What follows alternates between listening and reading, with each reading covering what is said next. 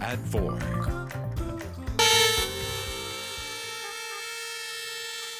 St. Luke's and Boise went into lockdown and emergency services were diverted after protesters disrupted hospital operations. The lockdown lasted about an hour. Protesters are showing their support for a family who claims their 10-month-old was medically kidnapped.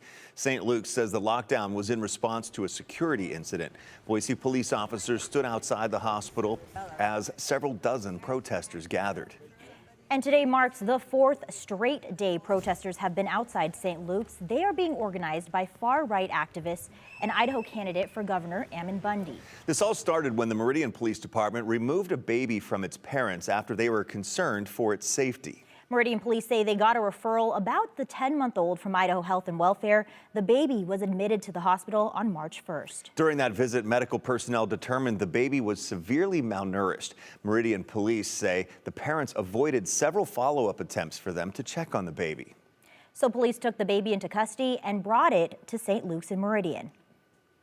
Now on Saturday, Bundy and 3 other people were arrested at the St. Luke's and Meridian for trespassing. Meridian Police say they refused to leave. In response to these protests and chatter online, Meridian Police Chief Tracy Bastrachea shared a post on Facebook explaining how they make the decision to remove a child from their parents. In the post, Chief Bastrachea says they believe the baby to be in imminent danger. He says there are many situations where the officer and health and welfare work with the parents to come up with a solution.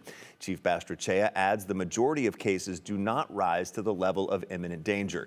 He says, quote, on rare occasions, either the living conditions or the health of the child is so dire, police declare the child to be in imminent danger and they remove the child from the custody of the parents.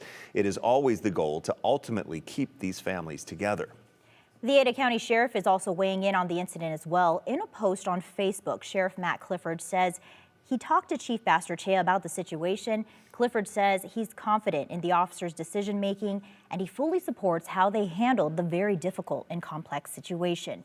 He adds his investigators would have likely made the same decisions. Clifford also says, quote, there isn't a single law enforcement officer in Ada County that wants to separate a child from a parent. We also want to preserve the ability for families to stay together if safely possible. First and foremost, however, is the safety of the child.